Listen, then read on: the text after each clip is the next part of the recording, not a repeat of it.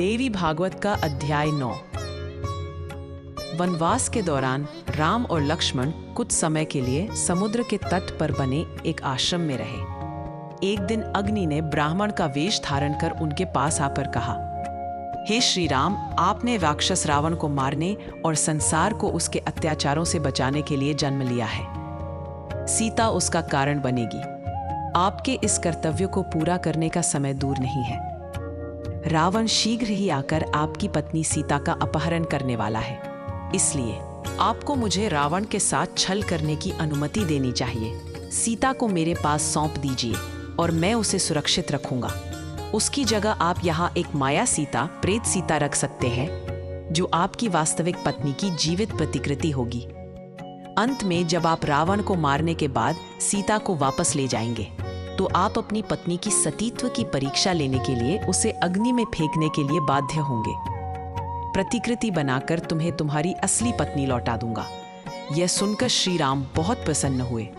तब अग्नि ने अपनी योग शक्ति से एक प्रेत सीता का निर्माण किया और उसे श्री राम को दे दिया। राम ने यह बात लक्ष्मण से भी गुप्त रखी। राम रावण युद्ध में रावण मारा गया और श्री राम सीता को अपने राज्य में वापस ले गए। तब जनमत का सम्मान करते हुए और जनता में अपनी रानी की पवित्रता स्थापित करने की इच्छा से राजा श्री राम ने उसे अग्नि में डाल दिया।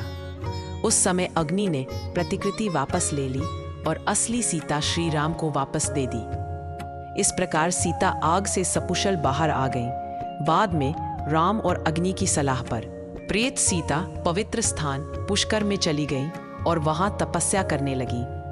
3 लाख दिव्य वर्षों की लंबी अवधि तक तपस्या करने के बाद यह प्रेत सीता स्वर्ग लक्ष्मी के नाम से जानी गई। यही स्वर्ग लक्ष्मी थी जो बाद में द्वापर युग में राजा पंचाल के यज्ञ कुंड से पंचाली के रूप में प्रकट हुई और पांडवों की पत्नी बनी। कृतयुग में कुशध्वज की पुत्री वेदवती, त्रेता युग में जनक की पुत्री सीता और द्वापर युग में द्रुपद की पुत्री पंचाली एक ही हैं। इसी कारण उन्हें त्रिहायनी भी कहा जाता है।